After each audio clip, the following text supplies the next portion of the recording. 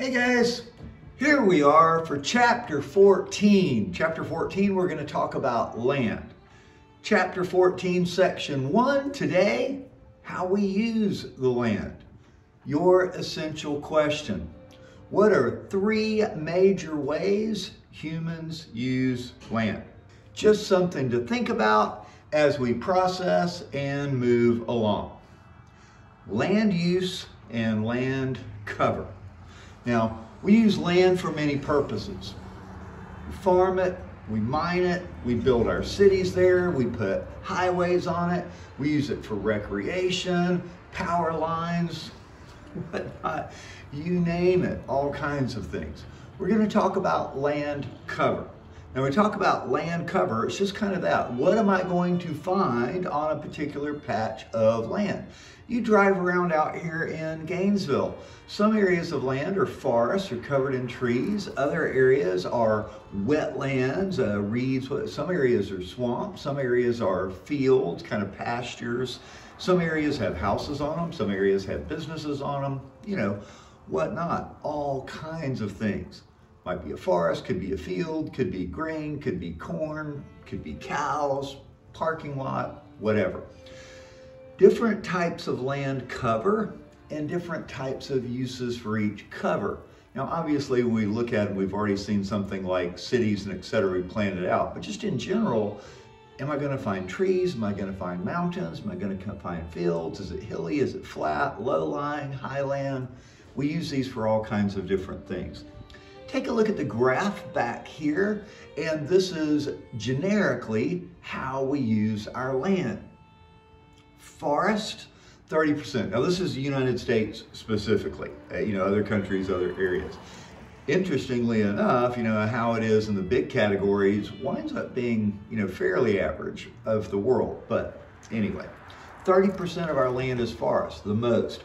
Then rangeland and pastures, where we're putting our animals out, or areas only good for animals, because not that animals are actually on all of it.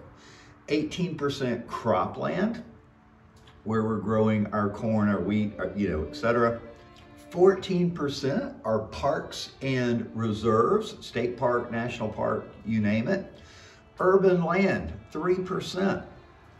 This is where most of our cities are. Once again, a small city compared to the cropland and pasture land and forest land around it. And then other. Now, other is going to include things like mining and drilling for oil, mountainous kind of land. It's not really good for rangeland either. So a lot of our mountains would fall into other, but wetlands, things that aren't really used up in these specific. Keep in mind, definitely the biggies: forest, rangeland, cropland, and urban, only 3% where we typically live. So when we talk about this urban versus rural, if you will. Now, urban describes an area that contains a city and it has at least 2,500 people and a governing body. Less than 2,500, we're still referring to it as rural. So we just have a number to define it. So it has to have that many people and some sort of governing body. Typically, city council would make it an area that we refer to as urban. So even in around us, Alachua. Well, Alachua town is urban, but then everything around it is suburban. Like in Gainesville, we have Gainesville's here, city limits versus the county, if you will. So that takes us to rural. So we have urban, typically where the large part of people live, then we have rural. This is our open land. Typically it's used for farming or any classification that isn't urban. But a lot of times what we think of where we live is this is the urban area and I live out in the rural area. I'm kind of away from town. But rural would also just include the mountains far away or deep in the woods. So it's not just farmland, just most people aren't living right out in the middle of the woods or out in somewhere where we'd be mining. Of course, you have mining towns. Most land provides one or more resources that humans consume, right? Wood for building our houses, all kinds of construction type things, crops, foods that we eat out in farmlands, And then our mineral resources, whether it's coal or gold or silver or titanium, all of these types of minerals, phosphorus, gypsum, all kinds of minerals that we need. So when we talk about any of these types of lands, there's some sort of economic service that it provides for us. Where do we live? Where do we find people? Well, up until about 1850, just to draw a line in the sand, if you will, most people lived in rural areas. Most of us were farmers of some shape, form, or fashion. We were growing some of the food we needed to live. We grew crops, we raised some livestock, so your average family had a few acres and you were raising some crops on it, or at least you had a couple acres. You were raising some crops on it, you have some chickens, a couple of pigs to help make ends meet. Other people managed the forest. They ran a sawmill, they were cutting down lumber, what have you. Worked in local mines or the mills where we took our grain to get it processed. And then some manufactured the necessities of people for life in the town. But most of us were fairly rural up until the 1850s. Why the 1850s? The Industrial Revolution. Now granted, the Industrial Revolution typically is happening a little later, but once again, a line in the sand, if you will, for a date. The Industrial Revolution comes along and it changed our patterns dramatically. Machines made it possible for fewer people to operate a farm, a mill. Transportation allowed us to get goods from here to there. You know, it used to be I had to get my grains, my foods to the market, and the market was the small town. Well, now I can grow watermelons and sell them everywhere. It used to be I could only grow so many watermelons because so many people were going to buy watermelons. I couldn't get a watermelon 200 miles away on my horse and buggy. Well, the invent of the railway, the invent of fossil fuels for cars and trucks meant we could distribute the food much, much farther. So manufacturers could be a lot farther away from their customers, and it began to change our pattern of where we live. Thousands of rural jobs got eliminated. I used to have 30 people out in the field picking stuff. Well, now I have the invent of the tractor, and the tractor can do the work of 20 people easily, so those jobs were gone.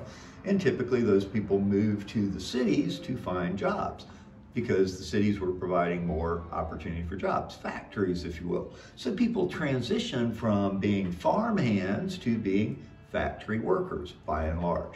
So as a result, during the 20th century, urban areas grew rapidly and they began to cover more land. Once again, urban land is 3%. Well, before 1850, it was like 0% or point something, very small. So more and more people began to go to the cities and the cities began taking over more land. The movement of people from rural to urban happened in developed countries, really between 1880 and 1950. This was the big movement of people going from urban to city, what we call urbanization. This movement is now occurring in developing countries. So largely South America, Africa, and Asia are going through this urbanization now. It's been happening since 1950. Once again, developed countries were largely industrial. We were manufacturing, doing a lot. A lot of these other places have still been more rural. Take a look at this graph, if you will, a nice bar graph showing urban versus rural, where people live in the world today. Now you can see most of the world is urban, lives in urban areas. The two places where it isn't, Africa and Asia. And you can see Asia is almost shifted. Now all this work here, I think these are from about 2010, just when this book was published, maybe a little bit after that. So Asia keeps doing this. It's not going to be long before Asia is more urban than rural. But anyway, just where we live.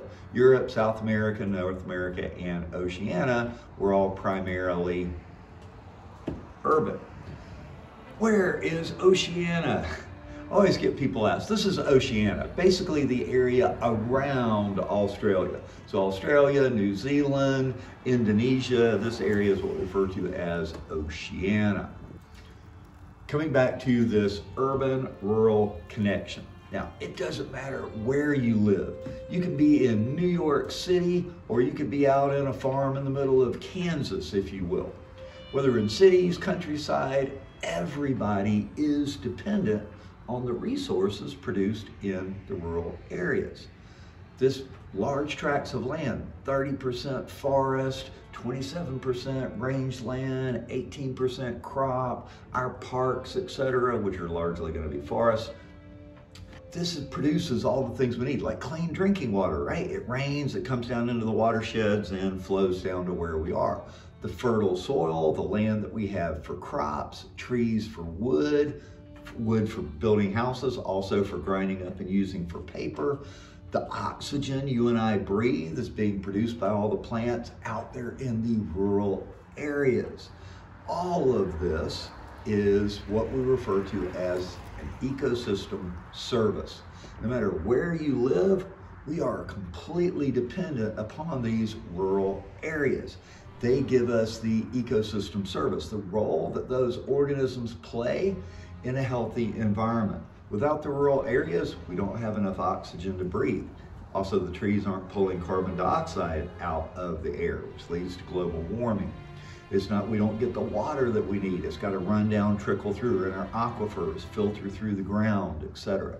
The food that we eat coming from grains and plants or berries or even animals that live out in these rural areas. So we were all completely dependent on the rural lands, no matter where we live. So, how much rural land is needed for a single person?